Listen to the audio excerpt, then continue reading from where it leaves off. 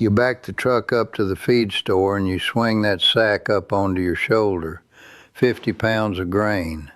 It bites into your hand the whole walk to the truck bed. You tell yourself this is just the cost of keeping hens. Then you get home and you pour it out and your birds come running. They pick at it for a minute and then they walk away. They kick it around the yard like it is gravel. Half of it ends up trampled into the mud, and come evening you go out to the nesting boxes and there are 3 eggs where there should be 8, pale little yolks. You stand there with a near empty feed sack that cost you good money and a basket near empty too. But there has to be a better way. There is. It is an older way. It is cheaper than near anything you have ever tried. And it is the way we have kept our birds for as long as anyone in my family can remember. My name is Amos. I am Amish, and I keep a flock out behind the barn here in Holmes County, Ohio. My father kept hens. His father kept hens, and not one of them ever paid what you are paying now to feed a bird. I am going to walk you through exactly how we do it. By the time we are done, you will know how to feed a hen for about $1.25 a week, and not a sad, hungry dollar either. A bird that lays better, looks better, and gets sick a great deal less. There are 3 parts to it, and every one is simple: scraps, forage, and fermented grain. I will show you each one. But I am also going to tell you the one thing you have to get right. The one thing that, if you skip it, will undo the whole works and leave you with thin-shelled eggs and a flock that quits on you. Few folks who try this ever hear about it, and that is exactly why it fails for them. Stay with me, because I will not let you make that mistake. I have written the whole thing down. The feeding calendar, the fermenting, the sprouting, season by season, all in a simple guide, and the link for that is below this video. I will not mention it again. Let us get to the birds. Now let me be honest with you, because I would rather you trust me than be impressed by me. You may live near Amish folk, and you may have seen us at the feed store with a cart full of bags. That is true. We do buy some cracked grain, mostly to ferment, which I will explain, and a little more in the deep of winter when the ground is locked under snow and there is nothing to scratch for. So none of this means your birds live on air. For most of the year, grain is simply the smallest part of what my hens eat, not the largest. We have put it back in its proper place. That is the whole of it. There is no secret. The feed companies would rather you not sit and think about this. A chicken is not a little grain bin with legs.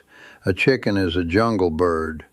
Go back far enough and her people lived in the brush, and they ate bugs and worms and green things and seeds when they could find them, in that order. Feeding a hen nothing but grain all day is like raising a child on nothing but crackers. She will eat it. She will even fill up on it, but she will not thrive on it, and her eggs will tell you so. For a long time, folks fed grain because that is simply what everyone did, the way folks once believed a good bleeding cured a fever. Common, but never correct. So let us start with the easiest part, the scraps. Every day your kitchen makes chicken feed and you throw it in the bin. The peelings, the ends of the vegetables, the bread gone hard as a stone, the plate that did not get finished. To you, that is waste. To a hen, that stale heel of bread is a fine meal, and those greens are exactly what she is built to eat. I keep a small pail by the sink. Whatever does not go to the family or the hogs goes to the birds. It costs nothing. It empties your bin, and it puts real food in your flock. Start there, today, before you change one other thing. The second part is the one that does the heavy lifting, and it is free. You let them hunt. A hen left to range will spend her whole day at work, scratching, turning the leaves, snapping up beetles and grubs and worms. That is where she gets her protein, the real protein that builds a good egg. You cannot buy that in a bag. It is walking around your yard right now for nothing. If you worry about your garden or about a hawk, and you should worry about the hawk, then you move them. We build a simple open-bottomed pen, what some folks call a chicken tractor, and we slide it forward a little each evening onto fresh ground. New bugs, new green, every single day, and the birds are safe inside it. Move the pen, toss the scraps, fill the soaking bucket, gather the eggs. That is the whole evening chore. The third part is the grain, but not the way you are using it now. We take the cracked grain and we soak it in water for a couple of days until it goes a little sour, a little bubbly. That is fermenting. And do not let the word scare you. It is the same good souring that is in your sourdough or your sauerkraut. It wakes up the grain. It is far easier on the bird's gut, and it saves you real money because it swells. Soaked grain fills a hen on a great deal less, so the same sack lasts you 2 and 3 times as long. And if you want to go one step further, sprout it. Lay the soaked grain out for 4 or 5 days until it puts up a little green shoot. When grain sprouts, its food value climbs many times over. 1 pound of dry grain becomes 6, even 8 pounds of fresh green feed. A handful of seed turns into a tub full of supper. That is the trick the old folks knew, and the feed catalog never printed. Now, the one thing you must not skip. I promised you this, and here it is. When you take a hen off the bag and put her on scraps and forage, you can give her everything she needs but one: calcium. A laying hen pours calcium into a shell every single day, and a diet of greens and bugs and grain alone does not give her enough. Skip this and her shells go thin and chalky. They crack in your hand, and before long she stops laying altogether. And you will blame the whole method when the fault was this one missing thing. It is the easiest fix there is. Put out crushed oyster shell in a little dish, free for her to take as she needs it. Or save your own eggshells. Rinse them, dry them, crush them up fine so she does not learn to eat her own eggs whole, and give those back to her. The shell goes right back into the next shell. Nothing wasted. Do this and your hens will lay strong-shelled eggs for years. So what does all this get you? You will see it faster than you expect. The first thing is the yolk.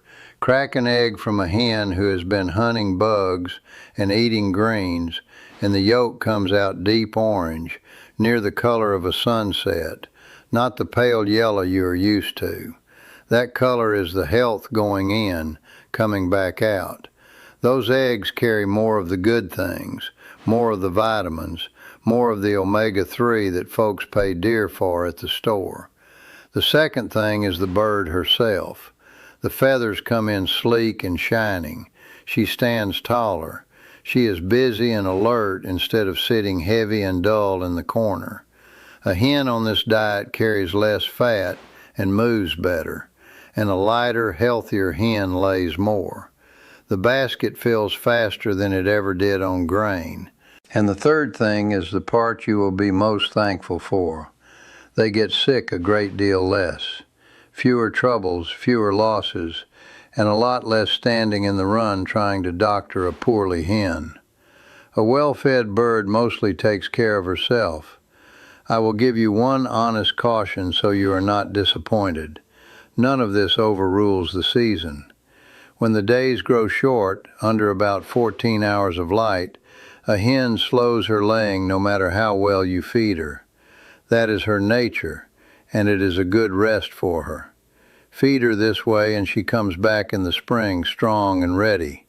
Do not let anyone sell you a feed that promises to beat the daylight. There is no such thing. So why does near nobody tell you this? Think on it plainly. There is no money in a man teaching you to feed your hen for pennies out of your own kitchen and your own yard. There is a great deal of money in a printed sack with a happy hen on the front. The feed has not got better over the years. The marketing has. The people who built this country fed their flocks out of the scrap pail and off the open ground, and those birds carried families through hard winters. They knew something we have very nearly paid to forget. So here is what I want you to do this week. Set a pail by your sink for the scraps. Get a bucket soaking with whatever grain you already have. Put out a dish of crushed shell. And if you can, let your birds out onto fresh ground for an hour before dusk. That is all. Start there. And then come down to the comments and tell me, do you keep a flock? What part of the country are you in? And here is the one I most want to hear. If your grandmother or your grandfather kept hens, what did they feed them? And what did they do that we have forgotten? I read every one of them. Next time, since the cold is coming, I will show you how we keep a coop warm clear through an Ohio winter without a wire of electricity run to it, and why the way most folks heat a coop is the very thing that makes their birds sick. Until then, set out the pail, soak the bucket, and put out the shell. That is how the old folks did it, and that is how it is still done in any barn that remembers.